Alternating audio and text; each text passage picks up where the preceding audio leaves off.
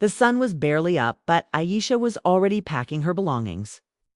Her hands shook, not from the effort of lifting clothes or folding sheets, but from the sharp ache of betrayal that had settled deep inside her. She moved through the house, quietly, trying not to wake anyone, but she knew it didn't matter. Nothing she did could stop what was happening. The walls of her home, which had once felt like a sanctuary, now felt like a trap. Every corner whispered reminders of her sacrifices, of all the small and large ways she had kept the household running. And now none of it mattered. Her mother's words replayed in her mind like a cruel recording. "Your sister needs the space. More than you do," she had said, her voice steady and unwavering. The way she said it made Aisha's blood run cold. It wasn't anger that shocked her. It was the calm certainty that she had been discarded. Her mother, the woman who had raised her, who had promised to protect her, had decided that her own daughter's comfort was secondary to Sanaa's convenience. Aisha swallowed hard, trying to hold back the tears, the questions, the sense of unfairness. She wanted to scream, to beg, to argue, but her throat tightened, trapping everything inside. She realized, painfully, that this wasn't a moment for confrontation. This was final. Sanaa was sitting on the sofa, her legs crossed, phone in hand, scrolling without a care. She didn't look up, didn't even glance at Aisha as she packed. It was a familiar sight. Sanaa always got what she wanted. And she had perfected the art of pretending the world revolved around her. Married young, living comfortably in the family home with her husband, she acted as though life had always owed her everything. And now it did, at least according to their mother. Aisha's heart sank as she looked at her sister. She remembered the years she had spent taking responsibility, putting others first, sacrificing her own dreams so the family could function. And Sanaa had never had to lift a finger for anything beyond herself. Her mother stood by the window, arms crossed, eyes distant. For a moment, Aisha thought she might soften, apologize, realize the wrong she was doing. But her mother didn't. The distance in her gaze told her everything. She'd made a choice, and there was no room for negotiation. "You'll understand one day," her mother said, as if that explained everything. Aisha wanted to shout, "No, I won't understand." She wanted to tell her mother that understanding had nothing to do with this, that this was betrayal, cold and deliberate. But instead, she swallowed the words, feeling the weight of their absence. The house was suffocating. It had once been the place where Aisha felt safe, where she could dream, plan, and rest.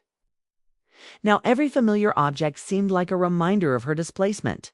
The furniture she had polished, the walls she had painted, the meals she had cooked, all of it belonged once again to someone else, not to her.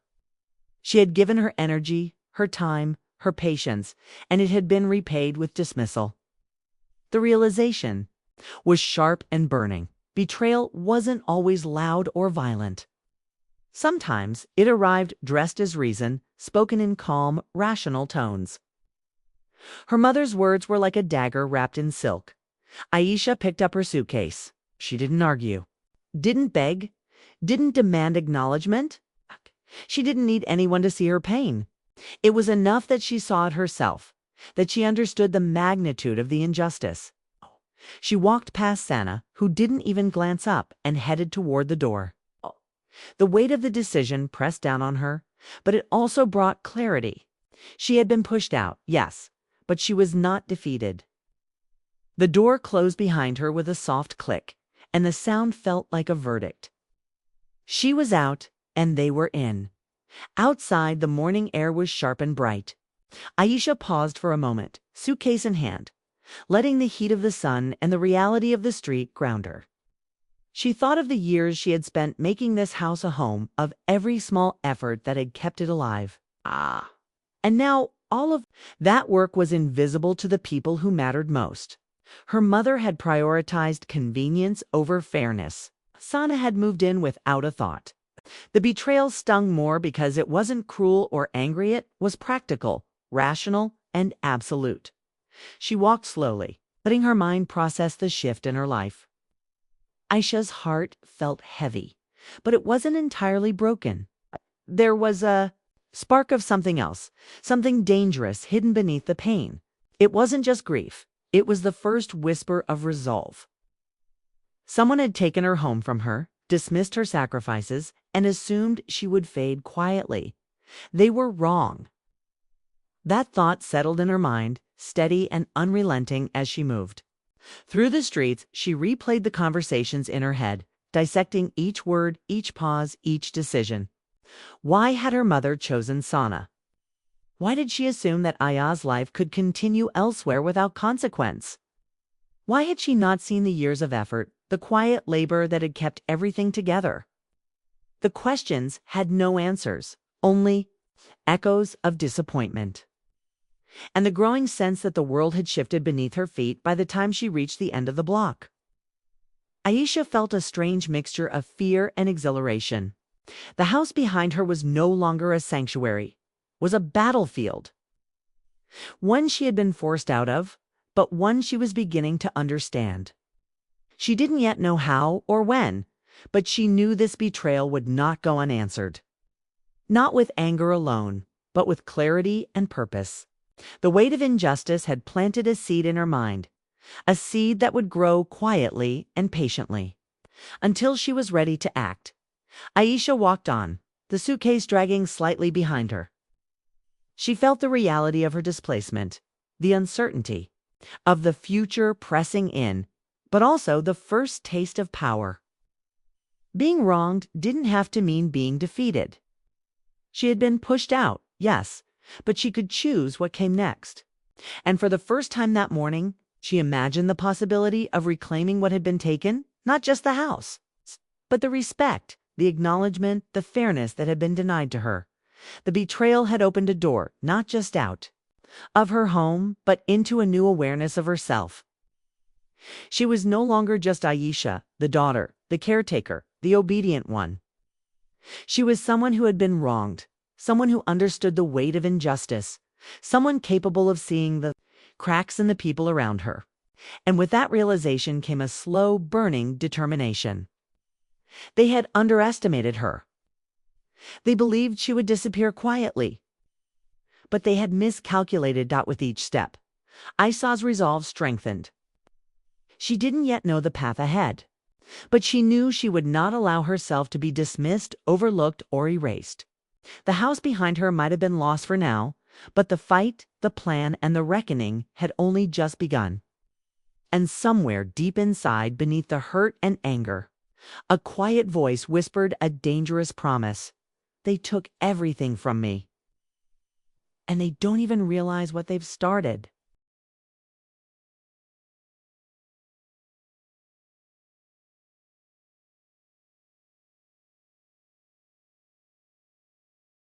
Aisha's new life began in a small rented room above a tailor's shop. The walls were thin, the ceiling low, and the fan rattled loudly at night. The place was cramped, the floors uneven, and the neighbors' voices often drifted through the paper-thin walls. It wasn't comfortable, it wasn't home. But it was hers for now, and that mattered more than anything else. At first, she tried to convince herself she was free.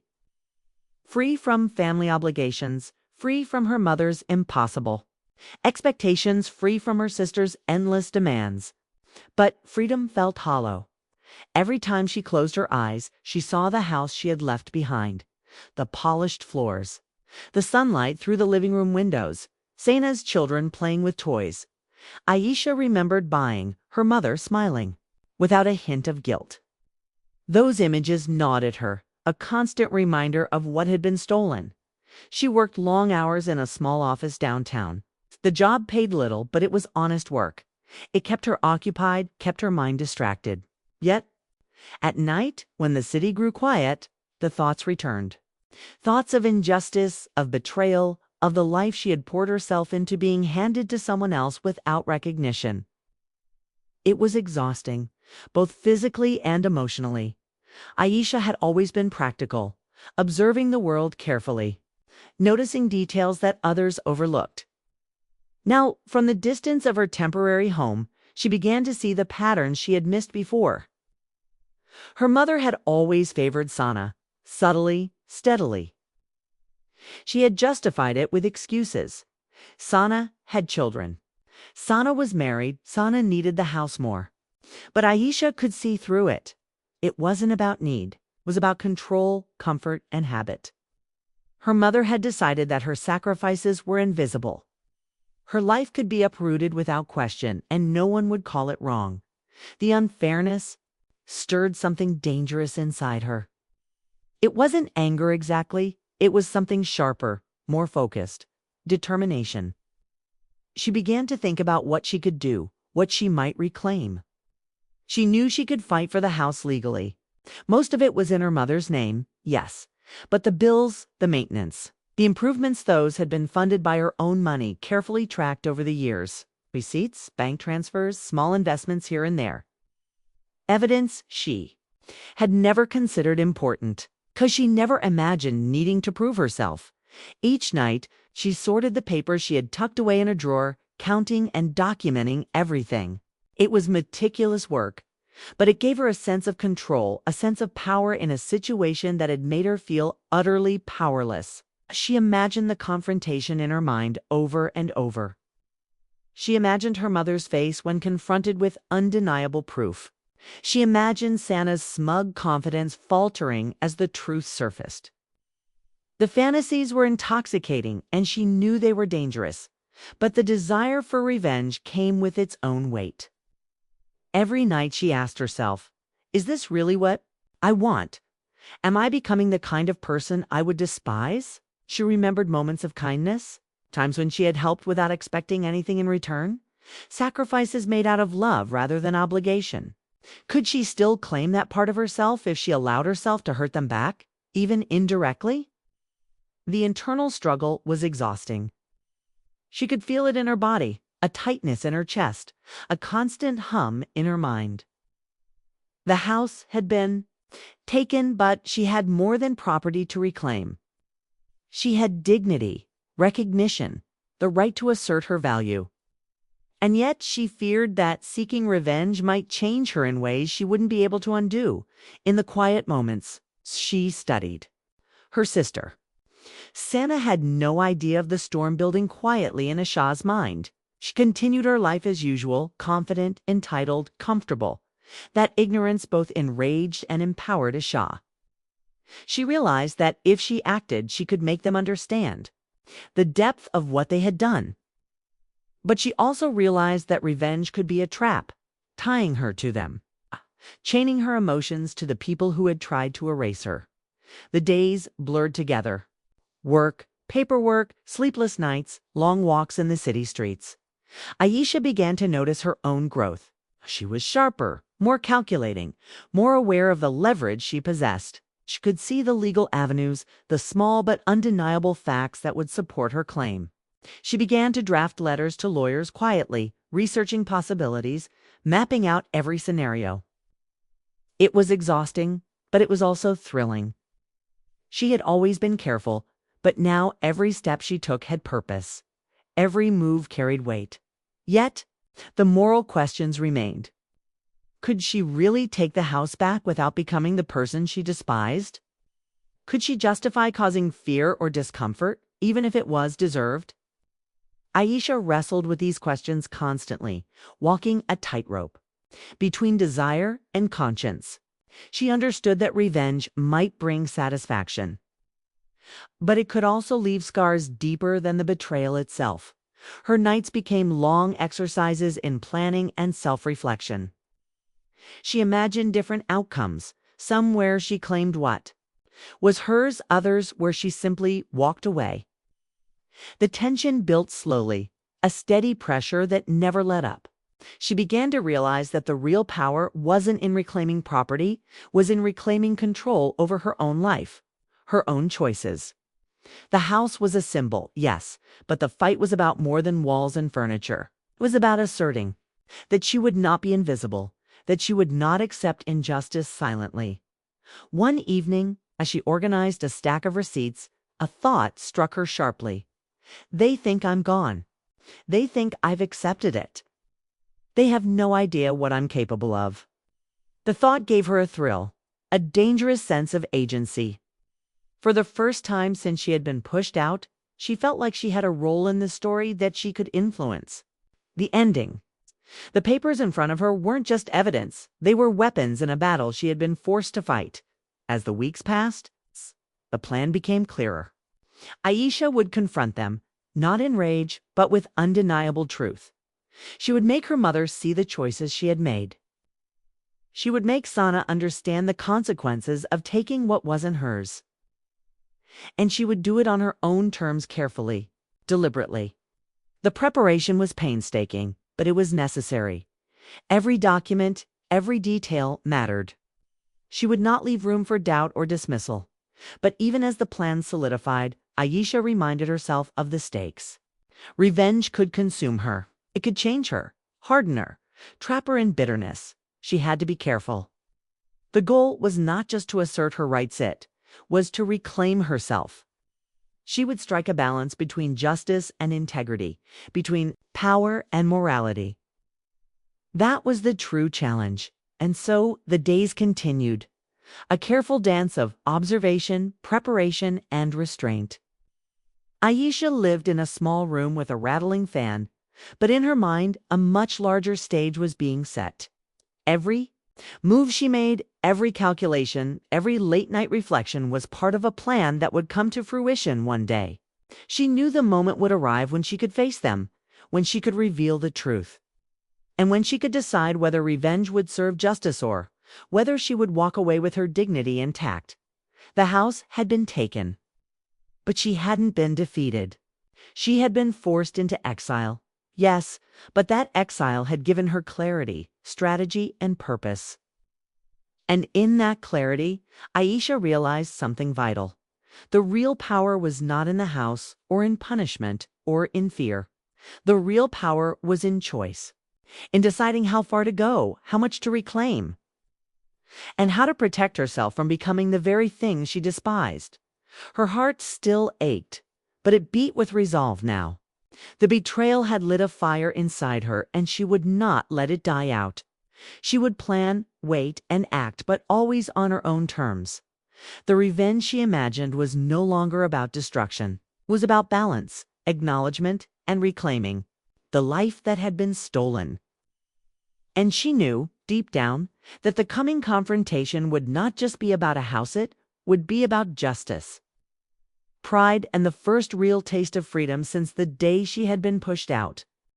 The day Aisha had imagined 4 weeks finally arrived. The air was sharp with winter chill, but the sunlight streaming through the living room windows warmed her in ways that reminded her of what she had lost and what she was about to confront. She carried her bag carefully, the one filled with neatly organized documents, receipts, and evidence of her years of sacrifice. Each item felt heavier than it should, not because of its weight, but because of the truth it represented. She paused at the doorstep, taking a deep breath. Today, she would reclaim more than just recognitions. She would reclaim control over her story. Her mother answered the door, surprised. Her carefully composed calm flickered for the briefest moment before she masked it with a polite smile. "Kia," she said softly, "we weren't expecting you." Aisha stepped inside. The house looked familiar, yet foreign. New curtains hung in the living room. Toys littered the floor.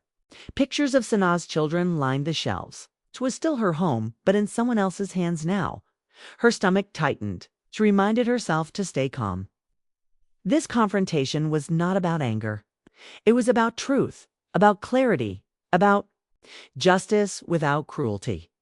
Sana sat on the sofa, scrolling on her phone, oblivious to the storm standing in the doorway. Her usual confidence was intact, her posture casual, almost mocking. She didn't look up when Aisha walked past her. That carelessness fueled Aisha's determination. Sana had assumed she could take without consequence. She would soon realize. She had miscalculated. Aisha placed the folder on the table carefully, letting it settle with a thud that seemed louder than the room could hold. Her mother's eyes flicked down, curious but apprehensive. Sana noticed the folder last, raising an eyebrow, but still not fully understanding the weight it carried. Aisha spoke calmly, her voice steady, almost serene. I kept track of every expense, every improvement, every bill for this house, she said. I have proof. Her mother's hands trembled slightly as she reached for the folder, opening it with slow, deliberate movements. She scanned pages filled with receipts, bank statements, and detailed notes of the work Aisha had done over the years. Each entry was a quiet, undeniable testament to her contribution. Santa finally looked up, her expression shifting. Confidence faltered as she realized this wasn't just paperwork. It was evidence of years of labor and sacrifice that she had ignored or dismissed. The reality hit her with the weight of sudden comprehension. Aisha had kept this house alive while they treated it as their right. Aisha continued, her tone unwavering. I could take legal action. I could make this public. I could reclaim what I built. The words were sharp, precise, but not cruel. They were meant to convey power, clarity, and the seriousness of her intent. She paused, letting the gravity settle. Her mother's eyes, filled with something close to guilt, looked stunned, silent. Aisha could feel the tension in the room tighten like a rope around them all. She had expected shock, maybe denial. But the silence was better, forced them to confront reality without escape. And yet Aisha said, her voice softening slightly, I don't want the house. The words hung in the air, unexpected.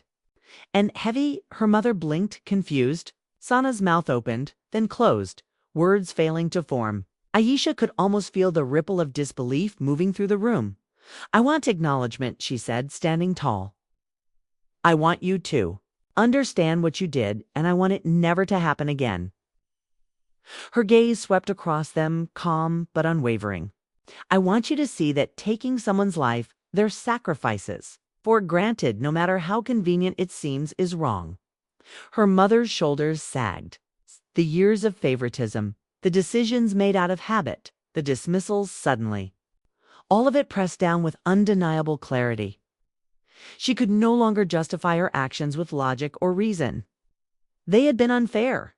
She had chosen comfort over justice. And it had hurt the daughter she loved most. Sana remained silent, but the shift was visible. Her bravado cracked. For the first time, she seemed unsure of herself. Her entitlement, her assumption of automatic acceptance had collided with a force she hadn't anticipated. Truth, Aisha wasn't seeking punishment. She wasn't angry for the sake of anger. She was simply asserting the reality that they had ignored. Aisha's mind raced through all the possible outcomes she had considered. She had imagined confrontations that ended in shouting, in humiliation, in legal battles. She had imagined feeling triumph and revenge, but standing in that room, she realized that none of that mattered. The power wasn't in taking, it was in choosing, not in letting anger control her. But in directing the moment with clarity, she stepped back, letting them absorb the truth. Every second of silence was a weight, pressing the reality into their minds. The confrontation didn't need theatrics, didn't need drama. The evidence spoke for itself, and the calm certainty in her presence amplified the impact. Aisha had chosen to face them on her terms, and that alone carried more power than any retaliation could. Finally, she spoke again, softer this time. I'm walking away. Her words weren't a threat. They weren't a final judgment. They were a statement of independence, of reclaiming control over her life. I don't need this house to prove my worth. I don't need revenge to feel powerful. Kay, I need peace, and I can't find it here. Her mother opened her mouth, but no words came. There was no apology that could undo the years of hurt. No reassurance that could erase the betrayal. She had to live with the knowledge that her choice had been wrong, and that her daughter had chosen integrity over retaliation. Sana's face turned pale. She realized, perhaps for the first time, that comfort and entitlement were not guarantees. Taking without respect had consequences, even if they were quiet and subtle. Ayasa's decision to walk away was a lesson harsher than any argument because it carried dignity, self-respect, and finality. Ayasa gathered her folder and slung the bag over her shoulder. She moved toward the door, each step deliberate, each movement calm. She glanced once at her mother, who now looked smaller, more human, weighed down by guilt and reflection. She glanced at Sana, whose confidence had been shaken, revealing cracks that would linger far longer than any argument at the door. She paused, not to look back at the house she had lost, but to acknowledge the power of choice she now held. "You didn't think I'd leave like this?" her mother said quietly, her voice carrying a mixture of regret and wonder. "You didn't think at all," Aisha replied. It was not an accusation. It was a statement of truth, a moment of clarity that defined the encounter, shaping the memory in a way that words could not undo. She stepped outside, the air cool and sharp, a reminder that the world continued beyond the walls of that house. She felt lighter, freer, stronger. The confrontation had been resolved not with anger or revenge, but with awareness, dignity, and moral clarity.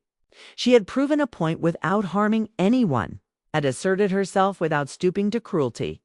The house behind her remained, now fully in the hands of her mother and sister. But the true reclamation had been hers, control over her choices, her life, and her sense of self-worth. She had been betrayed, cast aside, and yet she had emerged stronger, unbroken, and untainted by bitterness. Walking down the street, Aya felt the thrill of independence, the quiet satisfaction of moral victory. Revenge could have been easy, it could have been sweet. But she had chosen differently, and that choice carried a power no retaliation ever could. The betrayal had ignited a fire within her, but she had directed it toward clarity, not destruction. For the first time in weeks, she breathed freely. The past still hurt. The loss of her home still stung, but it no longer controlled her. She was free, not because she had taken anything, but because she had chosen how to respond. And in that choice, she discovered the most profound power of all, the ability to walk away unbroken. With her dignity and self-respect intact, the confrontation ended, not with triumph or vengeance, but with resolution. The lesson was clear. The strongest victories are those over oneself, not over others. Aisha understood that true power lay in choice, in restraint, and in the courage to rise above betrayal without letting it define her.